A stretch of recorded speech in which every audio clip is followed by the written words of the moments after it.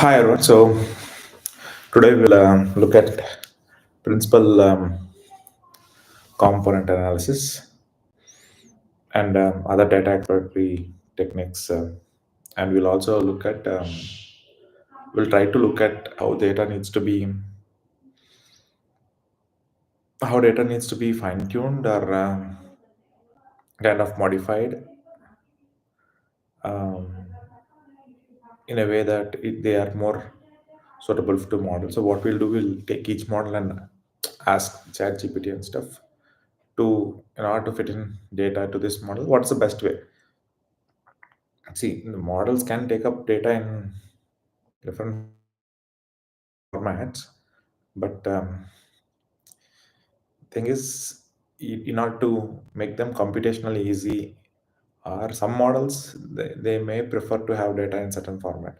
So we will explore those details to see which models has what requirements and what kind of a data is good, because that will influence the training iterations, the number of training iterations, and the overall compute basing on data size. Because in real world data problems, some healthcare, banking, e-commerce, all these transactional systems will have millions of data, right? Millions of records.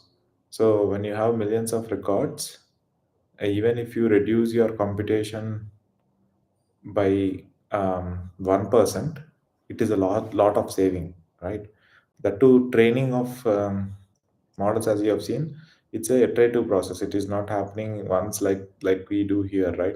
You remember in gradient descent, what we are doing is we are, for every descent, we are retraining, reevaluating the model with different weights.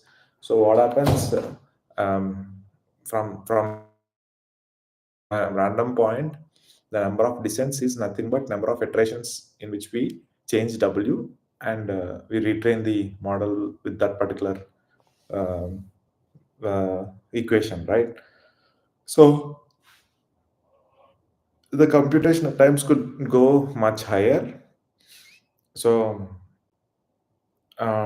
today, as we speak, long back it used to be like models are pre-trained and once, and then deploying them to production and then making them available to people.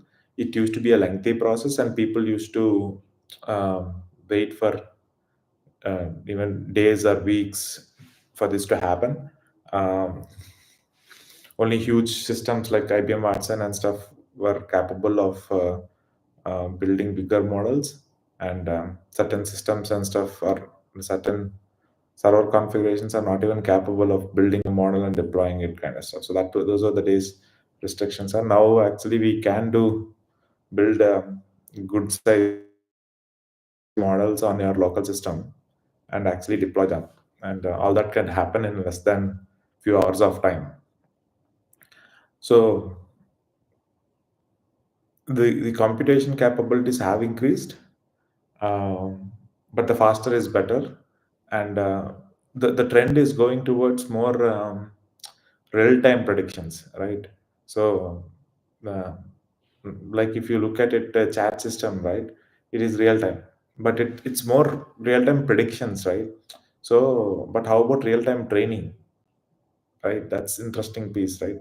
So you have a model, and you have data coming in, and basing on the data that is coming in, um, and also basing on dynamic data that is coming in from multiple sources, not just about you and the model, basing on data coming in from lakhs of people who are interacting with that particular system.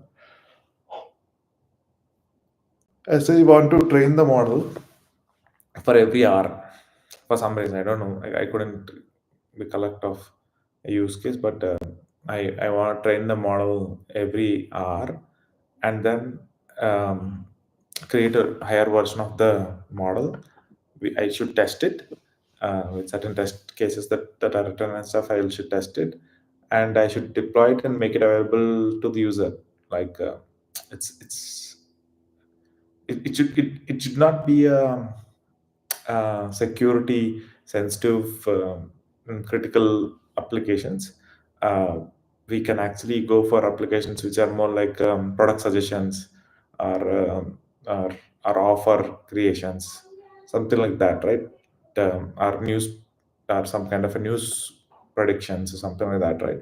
So, or let's say weather predictions. These kind of systems are expected to be more dynamic, right? So, um, there are predictions for next 15 days, but what happens is there will be some changes, right? Right, in the weather and stuff. So it's dynamic data. Basing on the dynamic data, we should not only change today's prediction, we should also be seeing how the predictions would change for the other days, right? For example, if it as per prediction there is no rain today, but there is heavy rain today.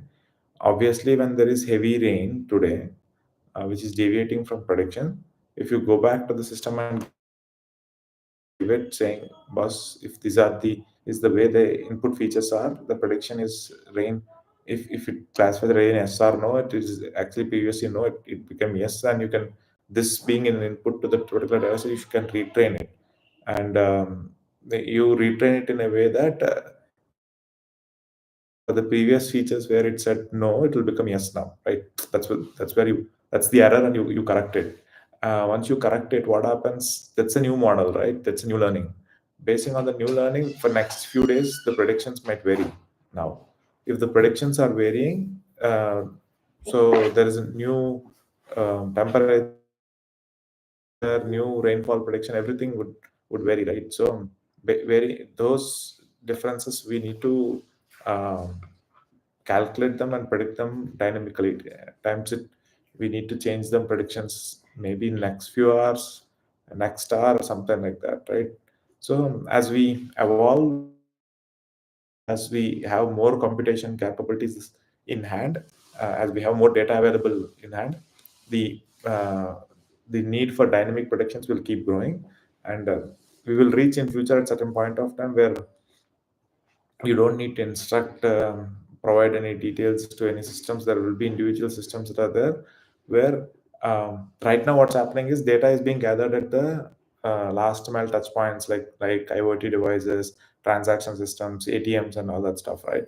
So what happens is the models training and everything will happen as close as possible to your data point collection systems, so that the or it could be incremental, like there will be smaller models that work at the end, and there will be bigger models which will be trained periodically, kind of stuff. So that the AI lives not very far in a server, and then it builds models and gives you predictions, kind of stuff, but it will go more dynamic, where your ATM machine will itself will have certain models. Not only they'll have these models which predict, but they also start evolving. They'll start adopting, basing on the people behavior, or basing on the transaction behavior and everything. This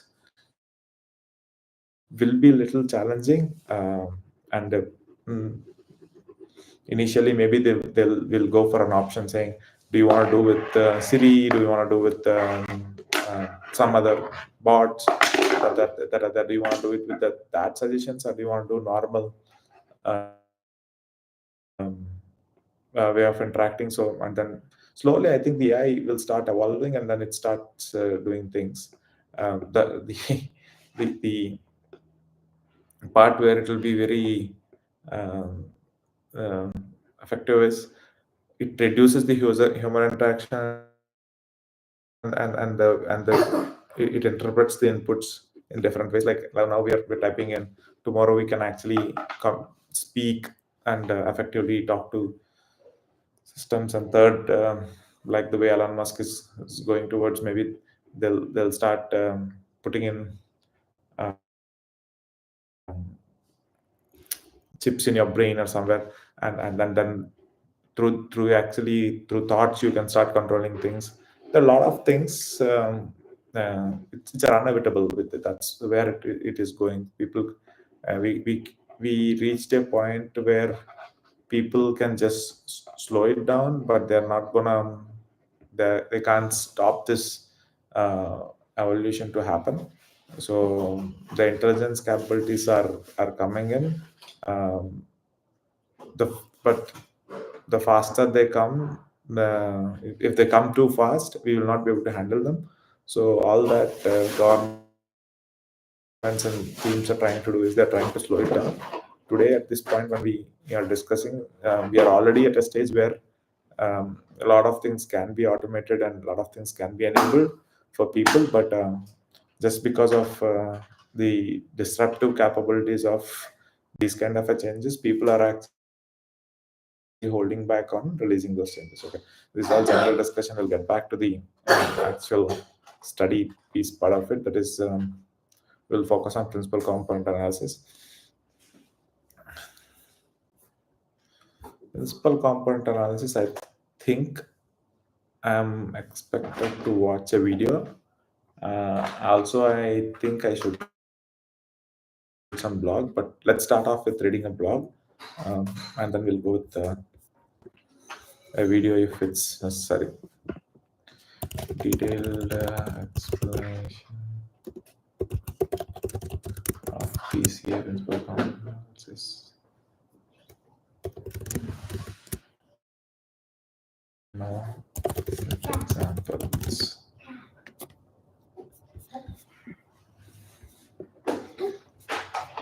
There are a lot of videos so there which can be watched, but we'll look at it later on. First, we'll look at some blog. A step-by-step explanation of principal component analysis, right? Um, okay, let's see. Principal component analysis is widely covered many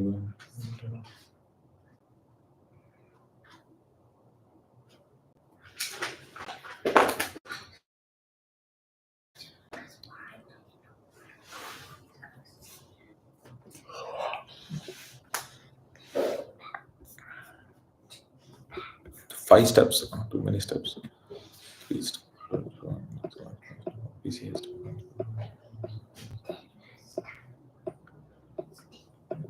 I Okay.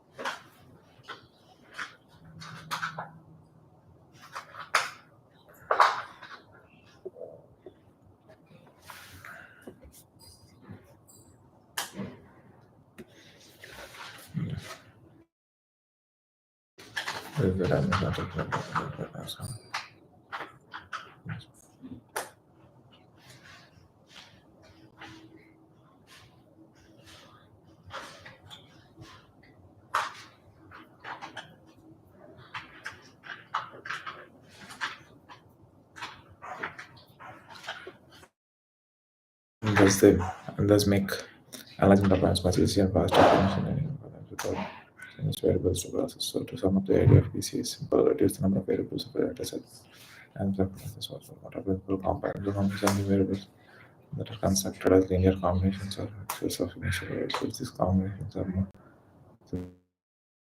way that the new variables and this method one column calculated. Most have mentioned the initial variable is squeezed and compressed into these components. A standard dimensional data 10 principal components, but PCA tries to put maximum possible information in the first component, the maximum remaining information in the second, and so on after something that's shown in the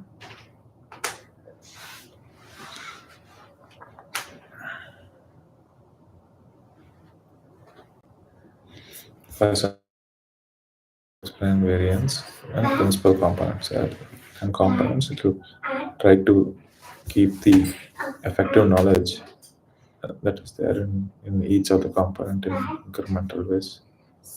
Organizing information in principal components will to reduce the dimensionality without losing much of information. This is discarding the component, blowing was considering the remaining components as your new variables.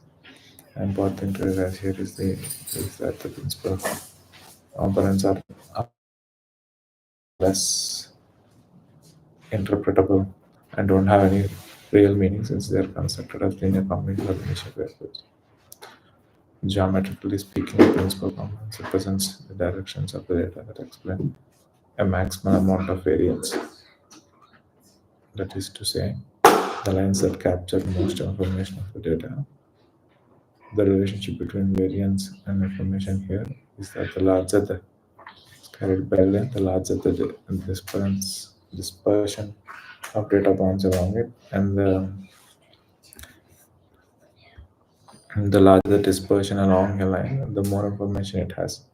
To put all this, simply just think of principal components as new axis provide the best angle to see and evaluate the data. Difference between observations. There are many principal components as variables in the data. Components are constructed in such a manner that the first principal component and accounts for the largest possible variance in the data set. For example, let's assume the scatter plot of our data set is as shown below. Can we guess the first principal component?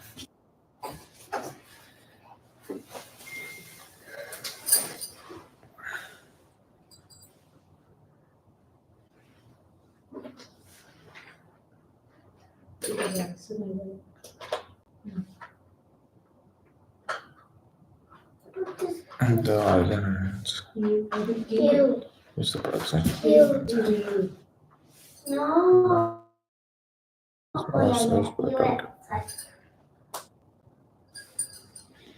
And mathematically picking is the line.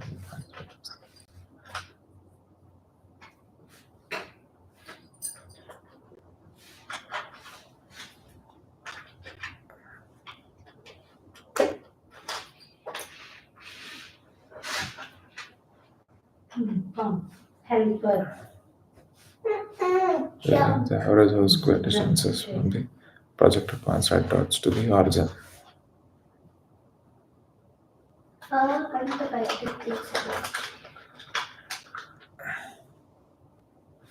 The second component is calculated in the same way with the condition that it is uncorrelated with the first principal component and that it accounts for the next highest variance.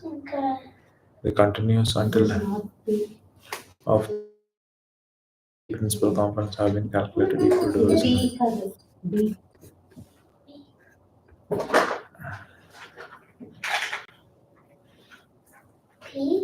It's a standardization. The aim of the step is to standardize the range of the conditions so that each one of them. Standardization is a very important topic and it is very useful.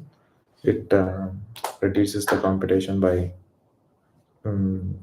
reduce the overall computation requirement of the model training and stuff drastically. So we'll look at more detail on what is standardization and stuff. The different kind of standardization, we should look at them as well. More the reason why it is critical to perform prior to PCA is that the latter is quite sensitive regarding the variance of the initial variables. It is if there are large differences between the ranges of initial variables, those variables, larger ranges will, or those with smaller ranges, yes. Because principal components and analysis is dealing with variance. Variance is nothing but the differences between the points. It's trying to see how distributed the points are. The so like if you look at distribution to understand variance distribution and stuff, let's say if you take people, data which covers age groups of the people, it has better input data that is putting on the table, right? And let's say there is some data that we take, for example, marriage period, and what happens now, instead of covering, let's assume that people are 0 to 100, just born to 100 years. If you consider marriage as one of the feature, like when they got married, it would usually be in the range of 20 to 40 kind of stuff with few outliers.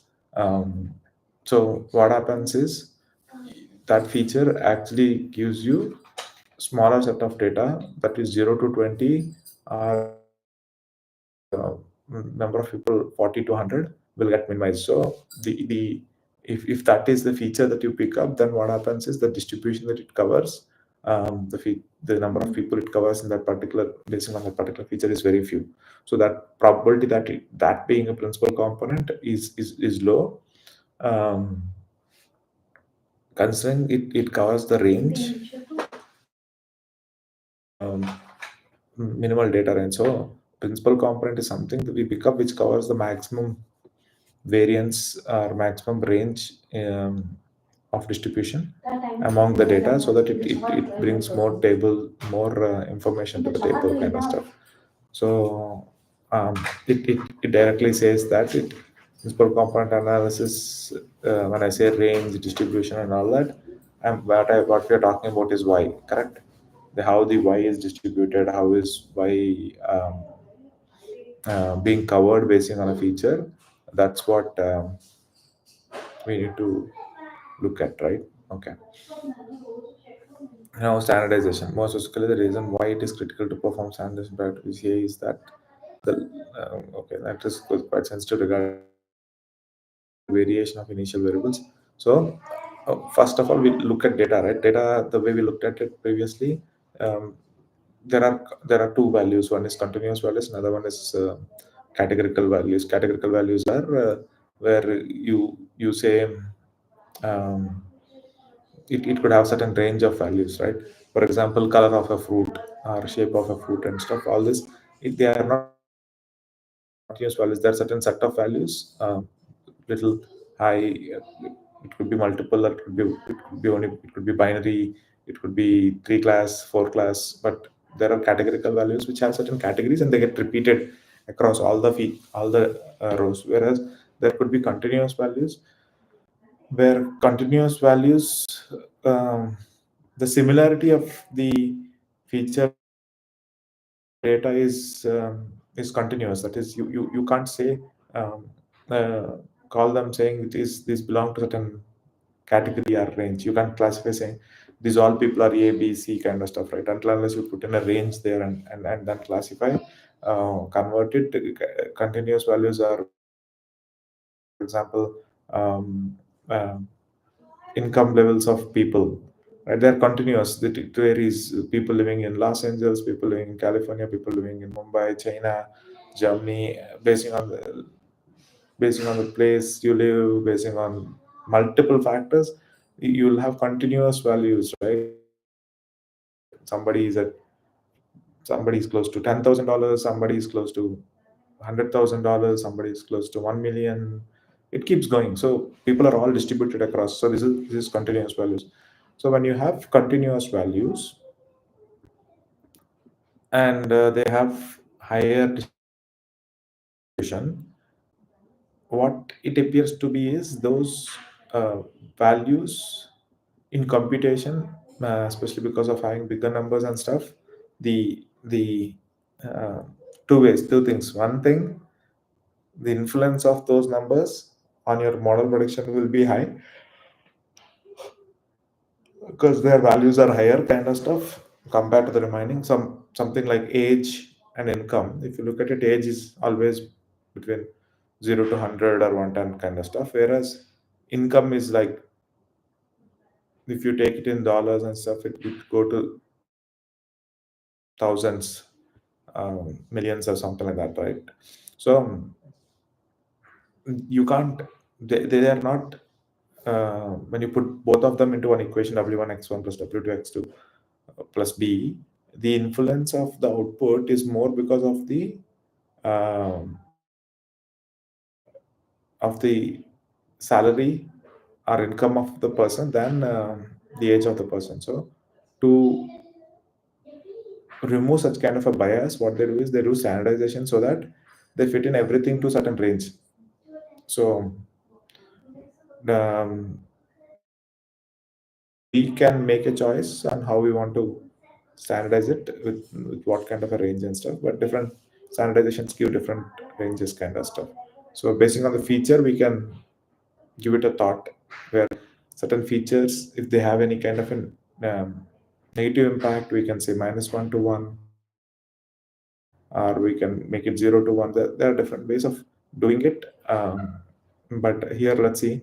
Um, so that is if there is a large difference between the range of initial variables, those variables with the large ranges will dominate over those with small ranges. For example, a variable that range between 0 to 100 will dominate over a variable that ranges from 0 to 1, the one which we discussed just now, which will lead to biased results of. So transforming the data to comparable scales can prevent this problem. So what we do, we change the scale like 0 to 100, 0 to 1, 0 to 1 million, whatever it is. We standardize it to one single scale so that everything is projected to a single scale. Okay. So then we go on a neutral basis, and we focus not on the number or the value.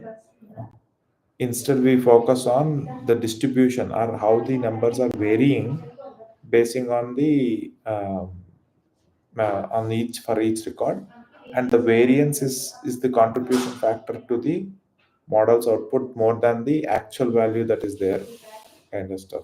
And it will be relative to feature, right? Like the first guy having 0.2, another guy having 0.5.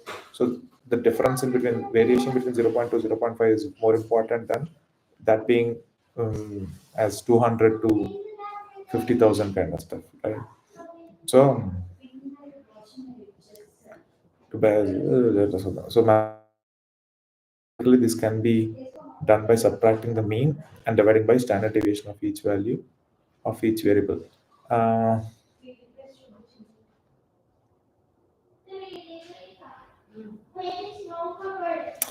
so at this point of time, once the standardization is done, all the variables will be transformed to the same scale.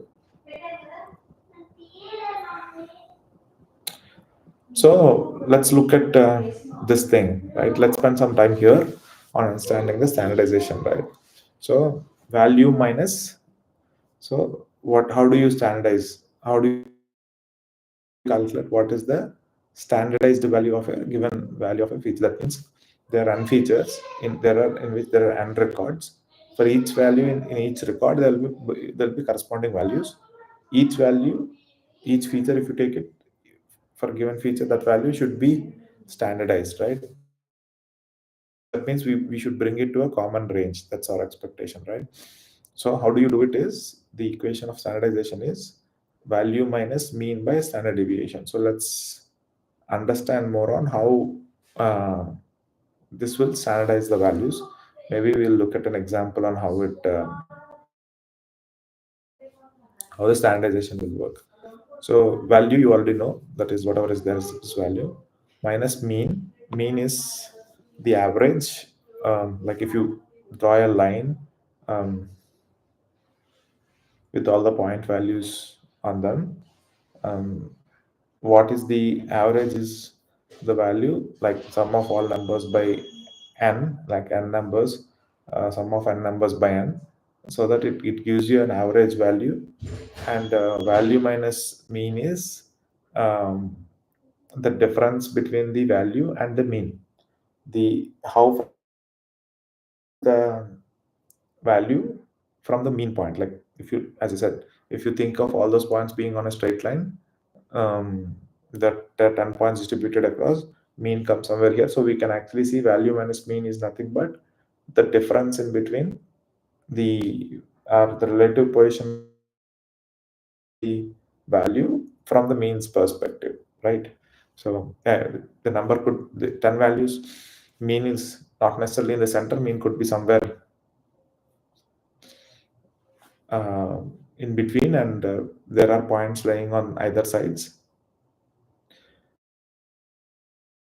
and you'll see that the value is somewhere in between. So what we do is we take the distance between value and the mean. All the numbers will have certain distance from the mean. Um, they'll have variable distances. They necessarily, yeah, it can't be same distance, right? Now then, when divided by standard deviation. So now let's spend some time on what is the what is standard deviation, right?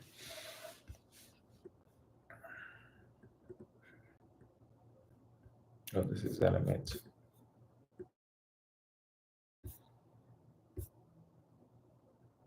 So last time we looked at it, but we'll relook at it.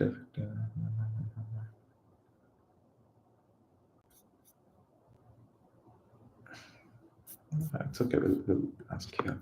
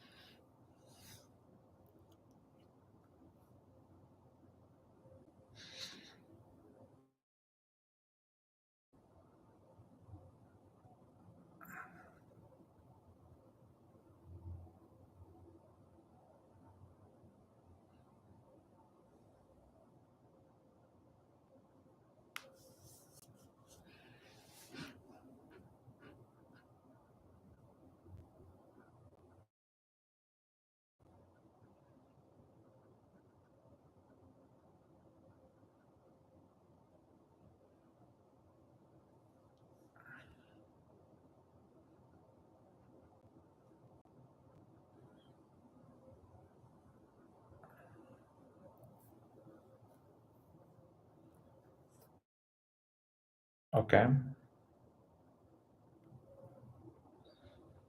1 to n.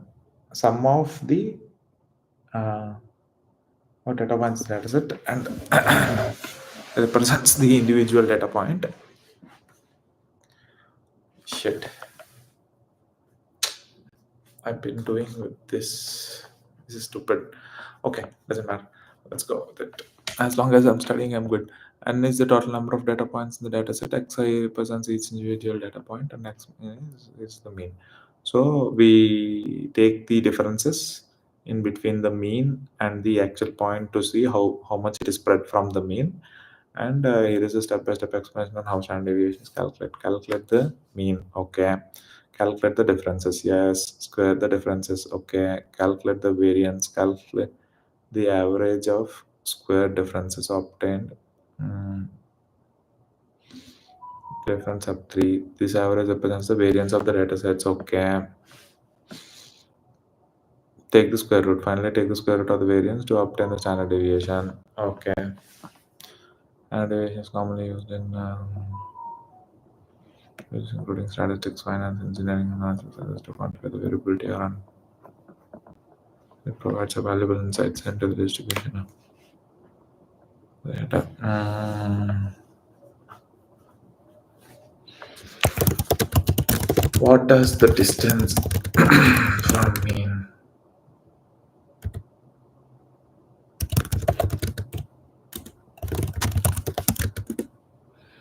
So if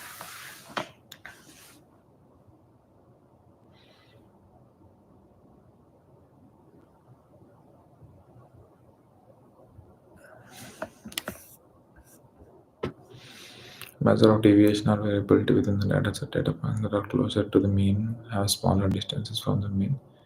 They are more representative of the typical values in the dataset. Data points that are further from the larger distances indicating from the average. Identification of outliers. Larger distances from the mean can often indicate the presence of outliers or unusual observations in the dataset outline. So are data points that significantly differ from the majority of the data and may have a disproportionate impact on statistical analysis.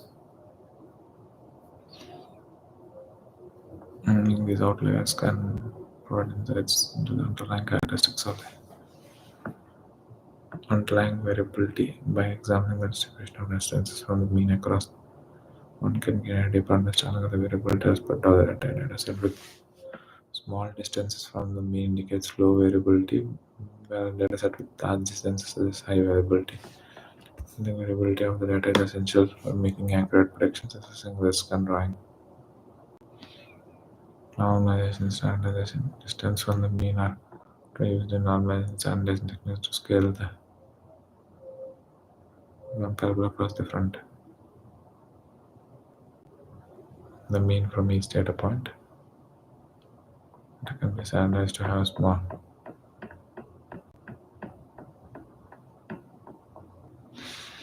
Because let's say value minus mean by standardization. Um, Now what happens? Let's say we take value minus mean by standardization and we calculate mean of it, right? Um, Value minus mean, the n slash by n will not change. Um, Standard deviation is a common denominator, so it'll, now the average of these is always sum of all values minus n into mean. So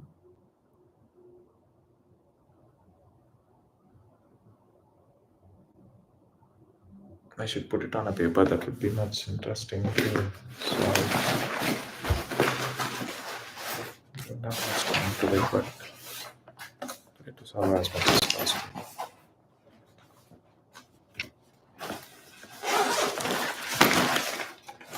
As far as my understanding is. So this is more for, I know it might be like more so. Sorry, you guys can't see what I'm writing, but I'll try to speak as much as possible when I'm writing. So what did he see? Okay, let's start with basics. No, mean. Mean is nothing but sum of the values x1 plus x2 plus xn by n. And variance is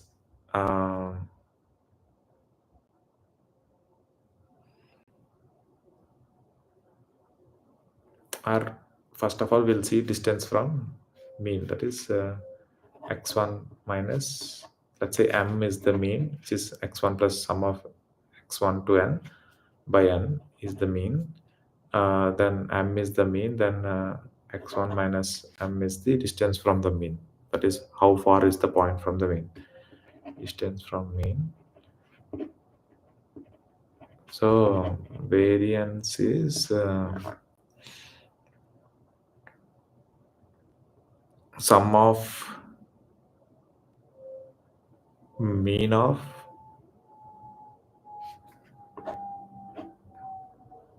the distances could be positive and so are negative to avoid the influence of positive negative. One thing we can apply modulus, another thing is we can apply square. Square amplifies the distances between the higher points kind of stuff than the closure point. So mean of squares of differences from the mean means again slash n sigma I equal to 1 to n of xi minus m whole square. That is variance. Standard deviation is nothing but square root. That means we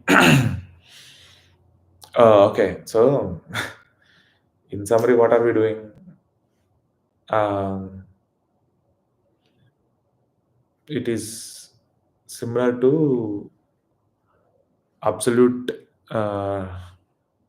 sum of differences between I don't know. Is there a value as such saying absolute xi minus m by n instead of squaring like mean absolute error, and this is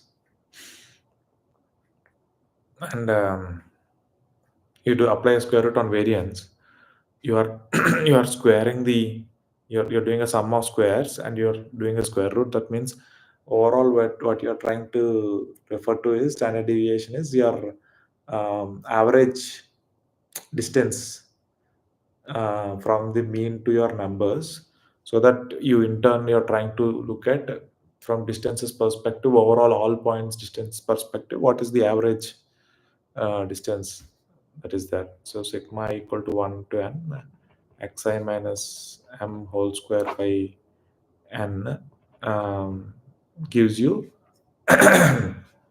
not exactly because you're doing a square and sum. If you do a modulus, then it will give you average average distance from mean of all the points. That's what we are calculating as part of mm, variance and standard deviation. Okay, um, that's okay. But if you add this,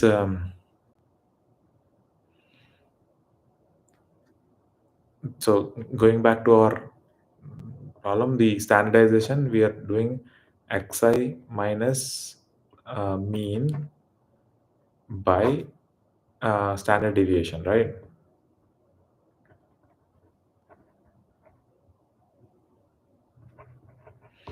So that will become xi minus m by square root of sigma equal to 1 to n xi minus m whole square. And just to differentiate, I'll make it xj x uh, j by n. The square root is applied for the whole number n. Okay. So now, if you calculate a mean of these values, what will become? It is the basis standard deviation is the same by n, and it will become sum of all numbers. Obviously, x1, x plus x, sum of all numbers will be there. I equal to j equal to 1 to n xj minus there will be n m's, so minus n into m. That's how it will be. So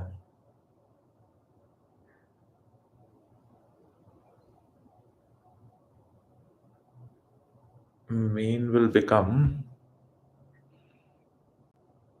so what will happen now, sigma of xi minus n into m by standard deviation, because we are doing an average, by n, right? So if you distribute sigma xi j by n, I'm just keeping the standard deviation outside, and minus n by m. So sigma xj I by n is nothing but this is m minus n into m by n. So n is cancelled. So it is m minus m, that is 0. So what are we doing? So irrespective of sigma, if you calculate the mean of all the differences in between the points and the mean, it will become 0. So what we are doing is, first thing, uh, we are bringing all the points with mean as 0. If that means we are distributing the points besides 0, right? Uh, and what we are doing, we are dividing that point by standard deviation, right? Um, n- Not the point, the distance from the mean, that we are dividing by standard deviation. That means we are again dividing by, not exactly, but roughly, we're dividing given distance from mean by average distance of all points.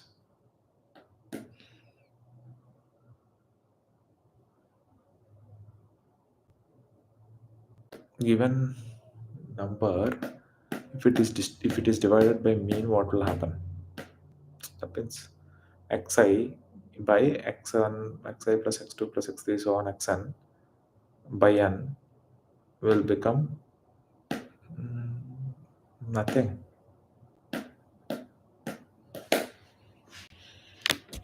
Number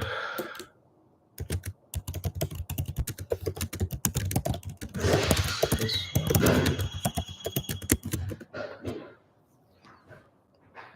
dividing a number by a mean and analysis will use a measure of how many risk that was smaller than the average value. The given average larger or smaller than the mean and plus has ratio of 1 to plus 1. That might means the axis rather than the mean.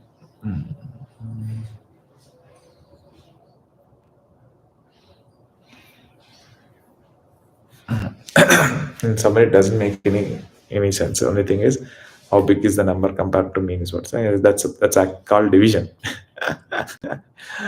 Okay. So mean we brought it to 0. Dividing by standard deviation, what it will make to the values? It will make the values.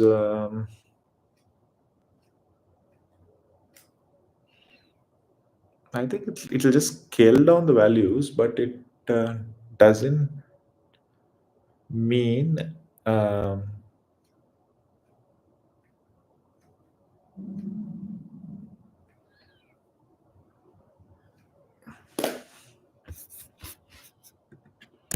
take a sample set of 20 continuous values and calculate mean, variance,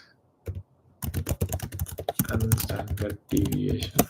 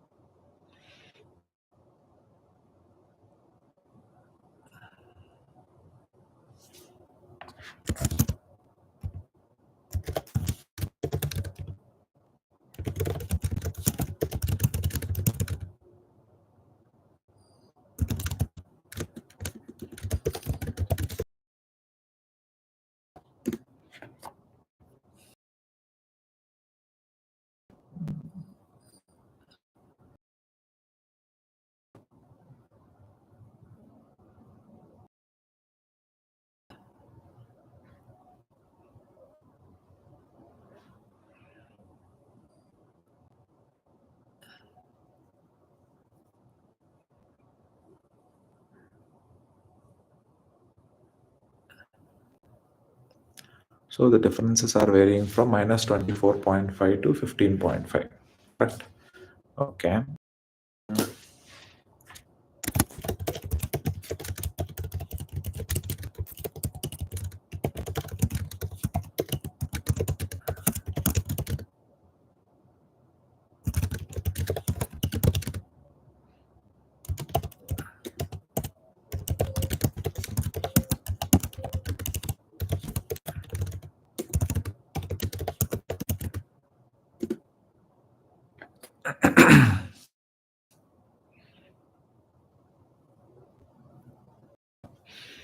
So here, if you see, it is minus 24.5 to 15.5. Variance is 121.05. Standard deviation is 11.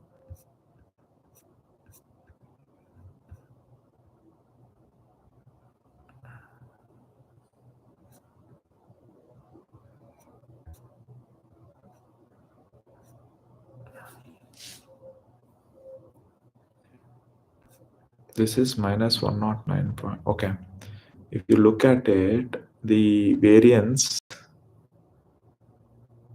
is highest for the smallest point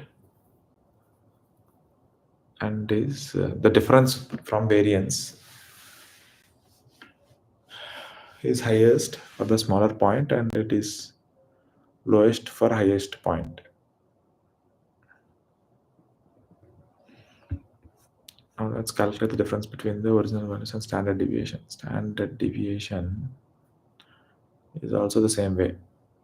Least for smallest point and is highest for biggest point. Even though 32, 34, 36 are closest to 32, 34, 36 are closest to the mean 36.5, still their values are not mm,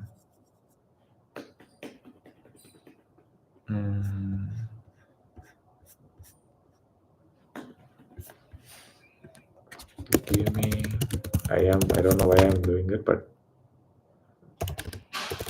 uh, above differences.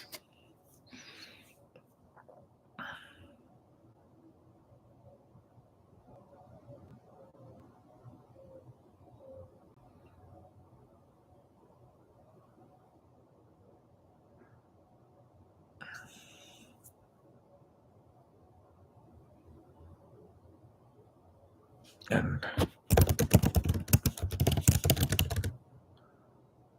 of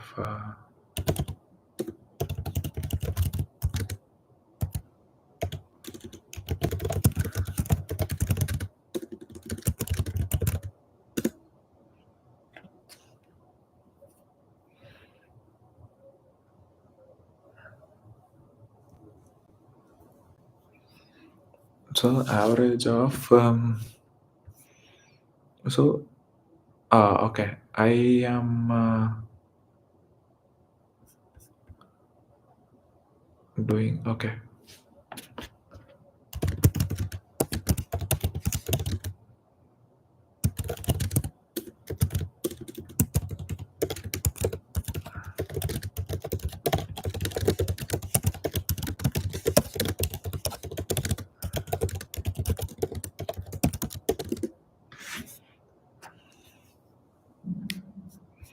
But anyways, these are all standard deviation is all positive values.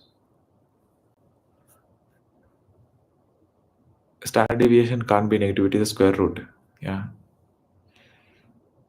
Variance is sum of squares by n. How can that be negative? Variance.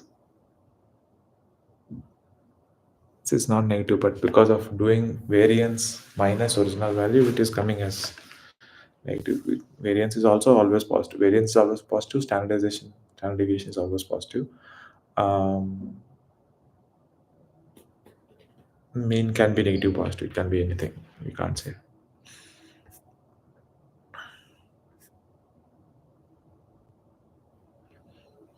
Absolute differences from mean. Uh,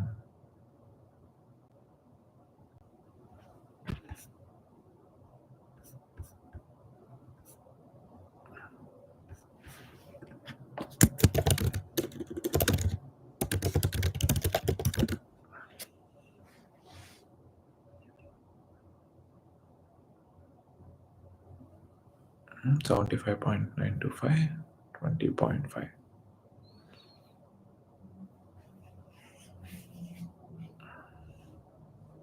So average of differences is 13.75, variance is 75.925, standard deviation average is 20.5.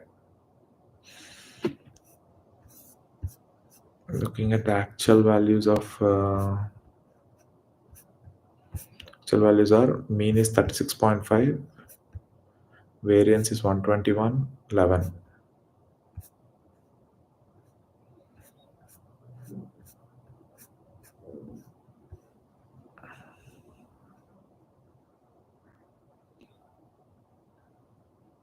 Yes, 11.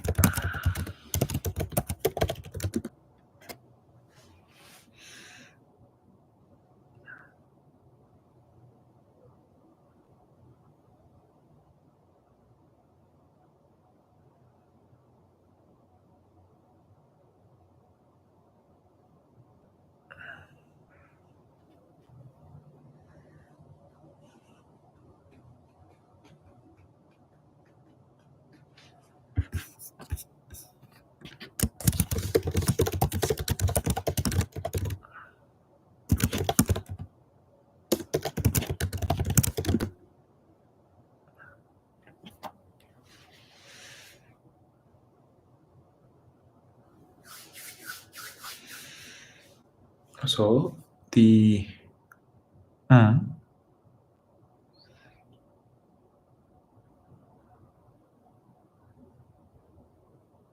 0 is in between 30 and 32. Average will become 0. That's understood.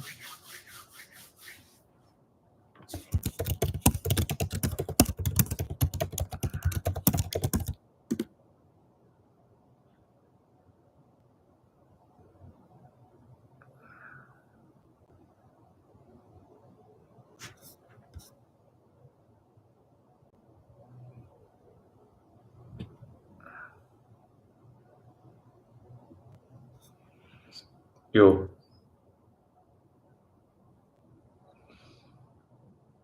something wrong, no?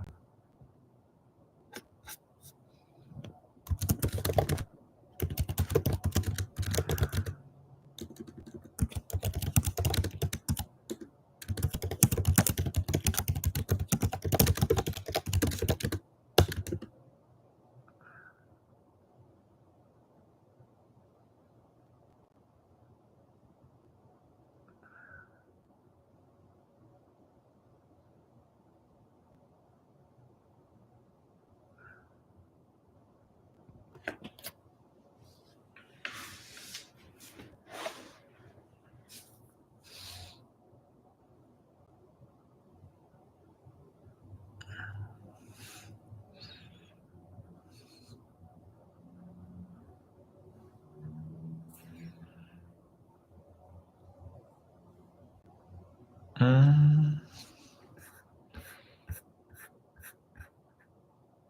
is I think as for my math, it should be average of standardized values. Yeah, I'm sure average of standardized values is nothing but standardized deviation if you remove it, 1 by standardized deviation if you remove it, xj, like, okay, let's do average of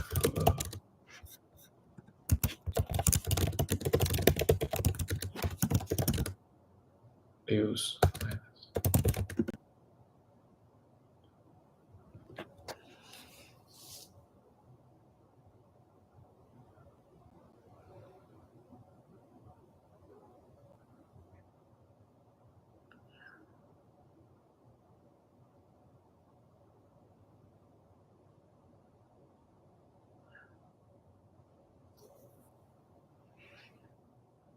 Am I going that wrong?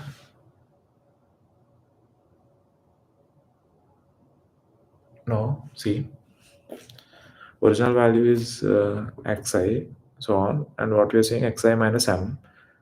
That means sum of it is sigma xi to n minus n into m. Sigma of xi by n is equal to m. That means sigma of xi is equal to n into m. N into m minus n into m is 0.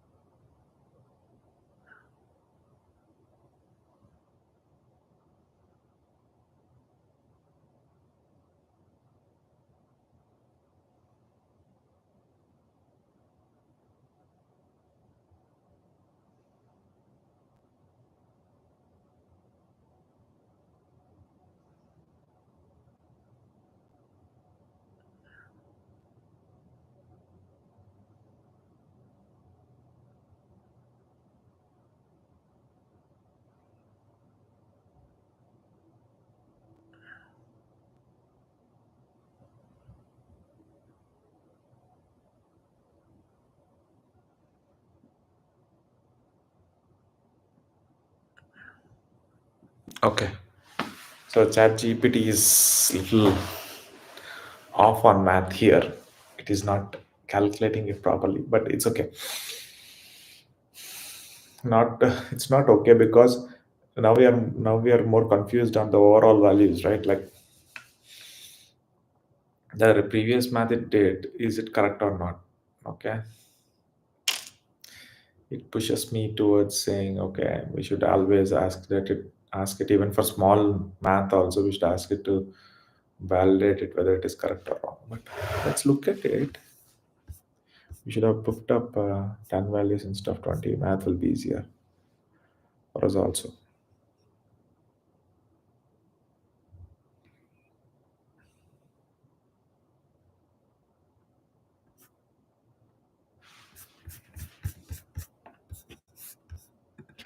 What is the sum of all standardized values from previous calculation? It will not be zero. Standardized values, it's nothing but this one, right? This is standardization. Square root of, sorry,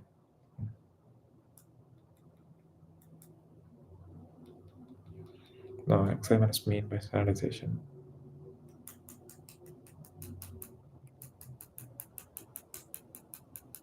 Because of round off, his division and stuff, he's rounding up to two numbers. That's where he has.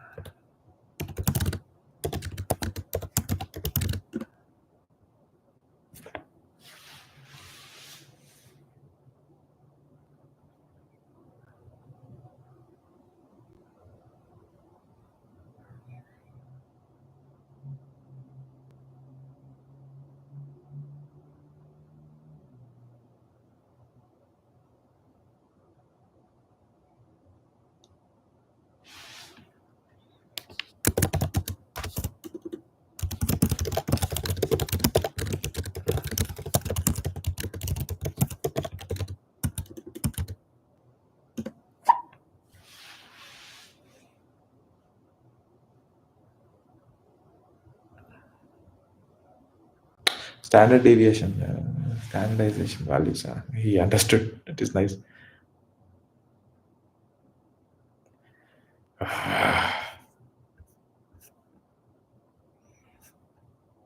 Mm, 36.5 average is correct. Okay. It's also an approximation. Standard deviation, I think, is an approximation. That is the reason it is not going to zero.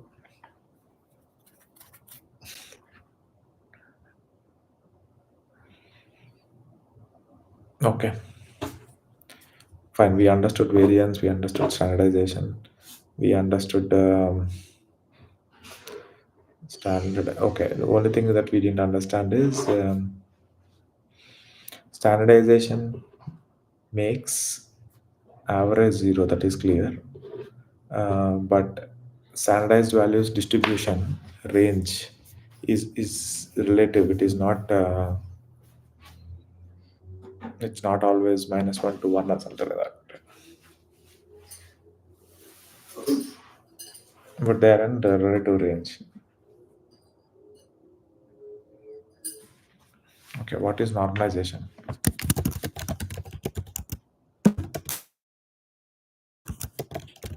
think it's divided by mean.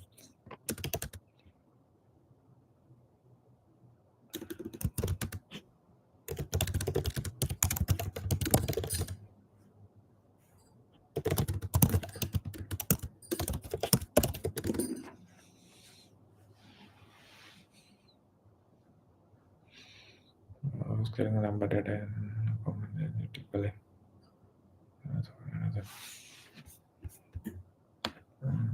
to be between 0 and 1. This process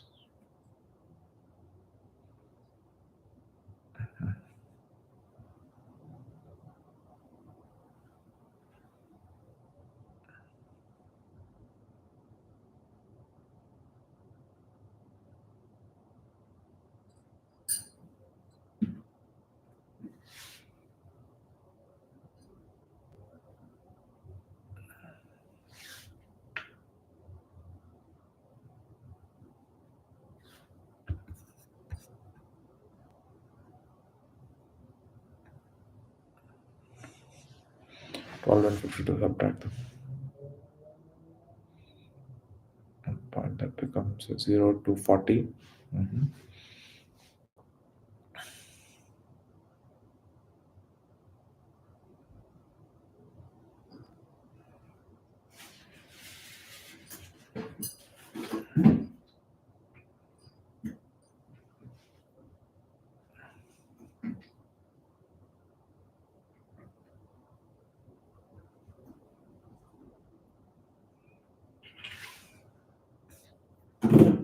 Yo,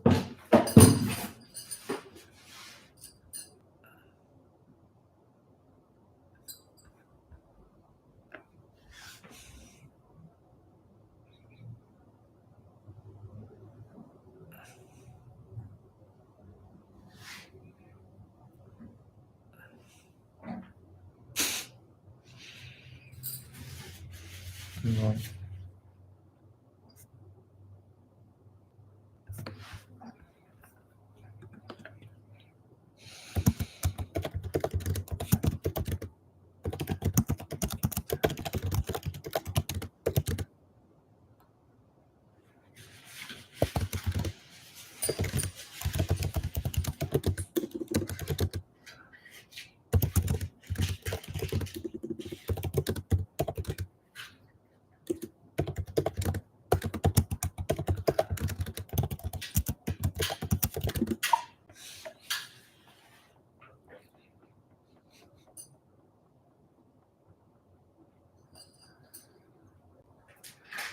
शुक्लाम्बरधरं विष्णुं शशिवर्णं चतुर्भुजं प्रसन्नवदनं ध्यायेत् सर्वविघ्नोपशान्तये वक्रतुण्डमहाकाय सूर्यकोटिसमप्रभा This guy is निर्विघ्नं doing all. कुरु मे देव I can't सर्वकार्येषु rely on सर्वदा ChatGPT, man. ॐ Very bad. नमः Basic math. शिवाय Basic math also, if it is doing wrong, then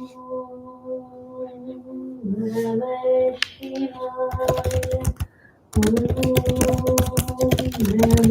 शिवाय भूर्भुवस्वः तस्य वितुर्वरेण्यं भर्गो देवस्य धीमहि धियो यो नः प्रचोदयात् ॐ साई नमो नमः श्री साई नमो नमः श्री जय साई नमो नमः सद्गुरु we'll look Sai at all this नमो नमः normalization later on, but Om we'll go Sai back to the. NaMo Shri Sai So, नमो नमः this is standardization. साई नमो नमः सद्गुरु साई नमो नमः We are picking the Om mean of the Sai values to नमो 0, नमः and श्री साई नमो नमः we are scaling the जय जय Sai values नमो नमः on either sides सद्गुरु साई नमो नमः by standardization. ॐ साई नमो नमः Step 2, covariance matrix computation. The aim of this step is to understand how the variables of the input data set are varying from the mean with respect to each other. Data set are varying from each other. Okay. I am supposed to see if there is any.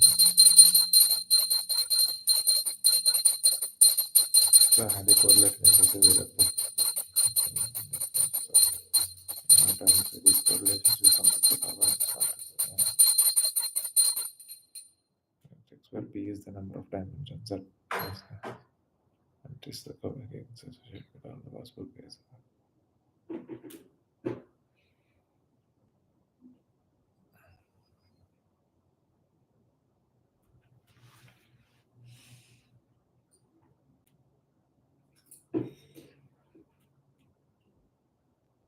XYZ and then XYZ. Matrix multiplied by same matrix kind of stuff. It's not multiplication though, but yeah.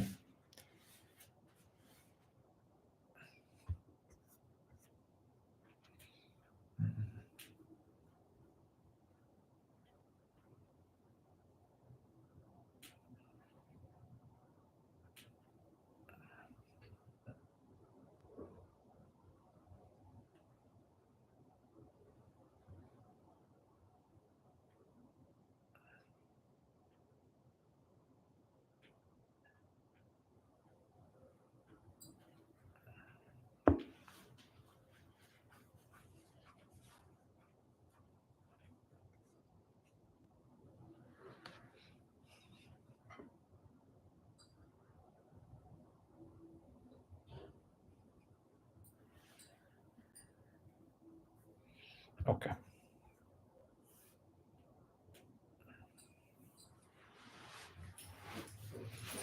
Time up. Compute the. So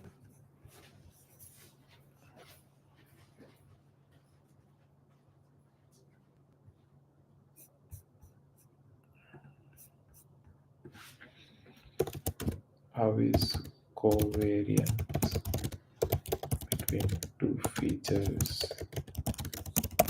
calculated?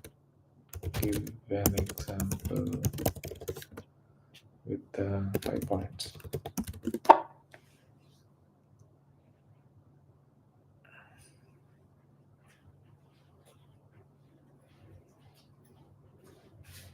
Covariance of x comma y is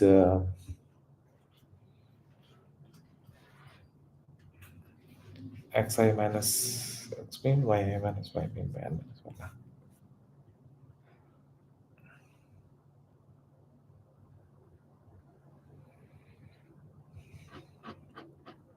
This guy is repeating multiple times.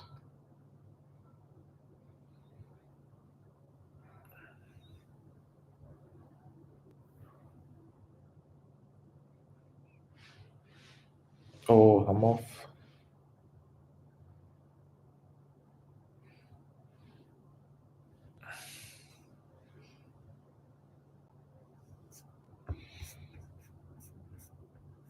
covariance between two features is a measure on how much they they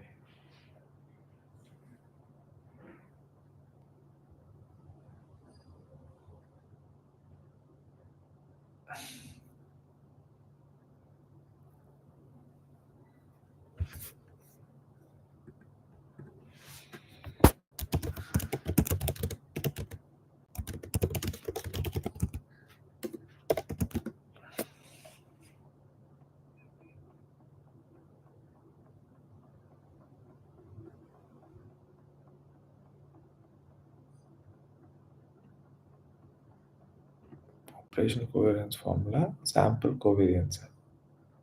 Why there is n and n minus 1?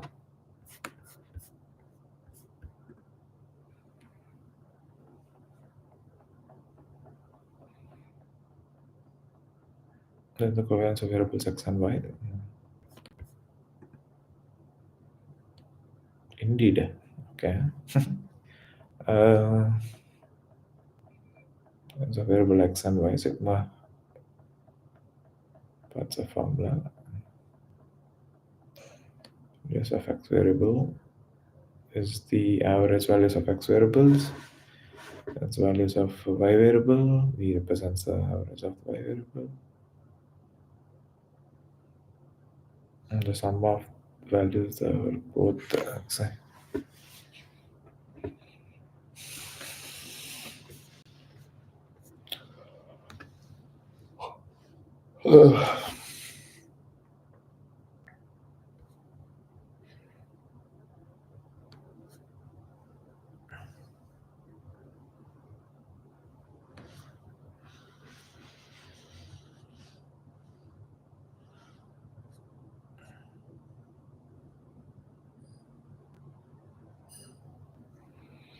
Multiplication of distribution of the values from the mean. How does it matter? Okay.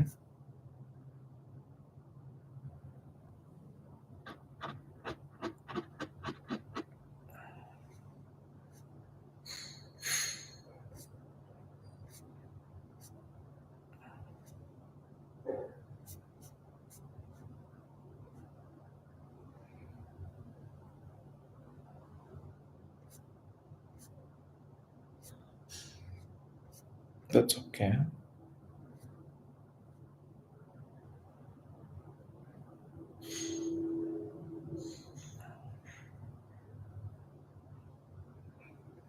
And then that number of toys sold increases for one toy, it decreases. That is because of the value. Okay, interesting. But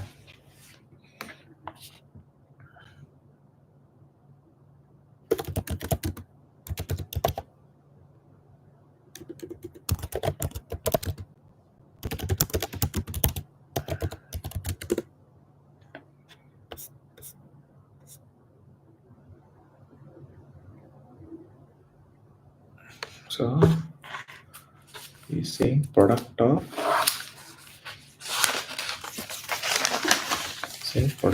differences, right?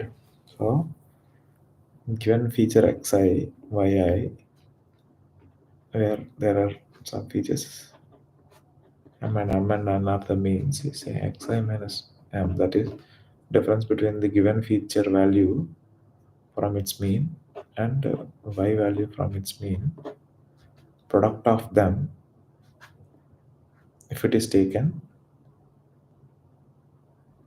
um, and taking a mean of it,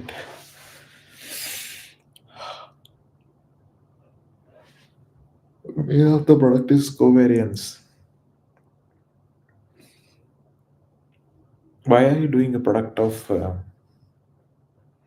xi minus n and yi minus n? How far is it from its mean? X is how far from its mean, y is how far from its mean.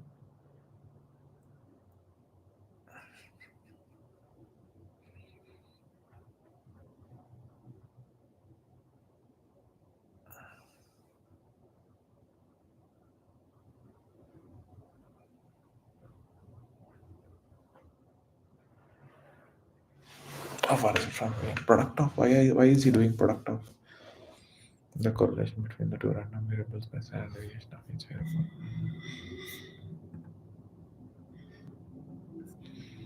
This is the directional relationship between the returns, two assets.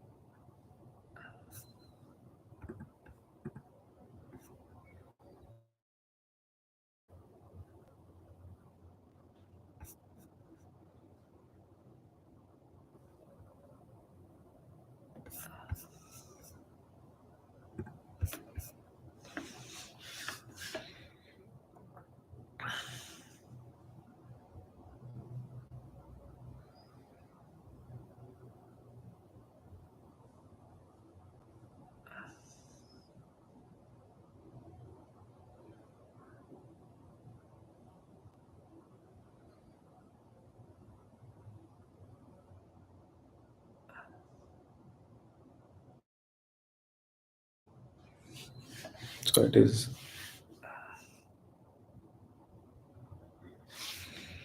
what he's saying is like xy minus nx, y minus nm.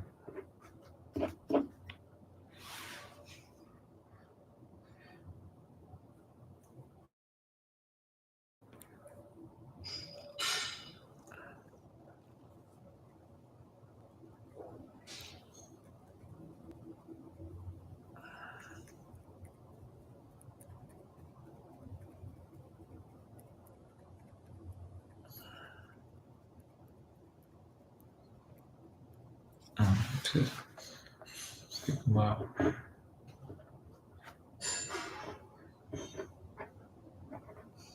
by b.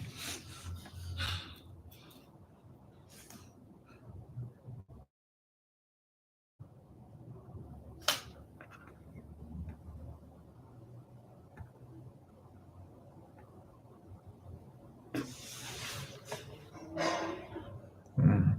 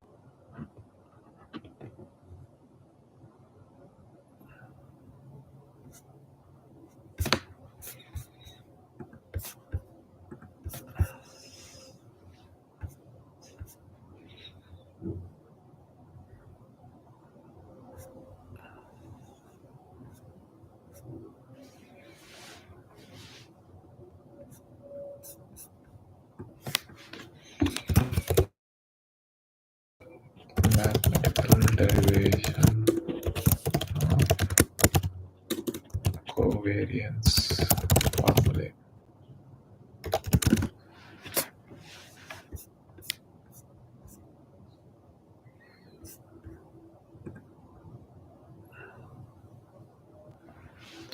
Covariance alternate formula.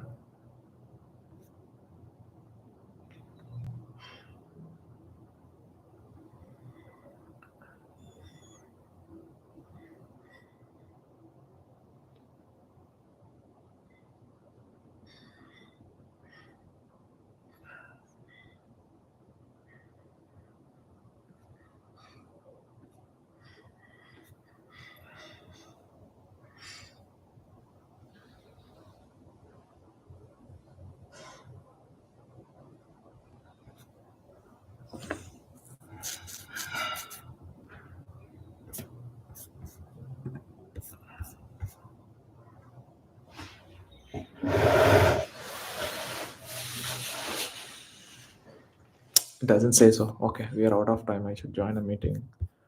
Stop sharing. Okay, thanks, guys. See you tomorrow.